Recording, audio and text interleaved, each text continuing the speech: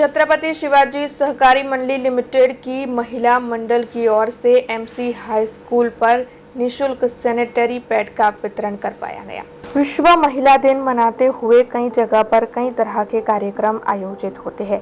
उसी के उपलक्ष्य में वडोदरा की श्री छत्रपति शिवाजी सहकारी मंडली लिमिटेड की ओर से अध्यक्ष गौरव भाई पवले की प्रेरणा से मंडली की बहनों ने सराटवाड़ा इलाके की एमसी हाई स्कूल में पढ़ने वाली बेटियों में निशुल्क सैनिटरी पैड का वितरण किया और साथ ही इस बारे में इन बेटियों को ज्यादा जानकारी देते हुए मार्गदर्शन भी मुहैया करवाया।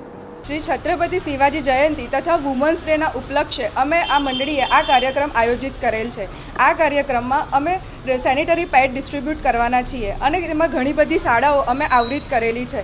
એમાં અમે આ પ્રોગ્રામમાં અમે તેમને કેવી રીતે યુઝ કરવો, કેવી રીતે થ્રો કરવો અને એ બધી જાણકારી આપવાના છીએ। તદુપરાંત તેમને લગતા સ્કિનના રોગો વગેરે જેવી પણ માહિતી આપીશું અને અમે આ કાર્યક્રમ થકી સાડી વિતરણનો પ્રોગ્રામ પણ હાથ ધરેલ છે।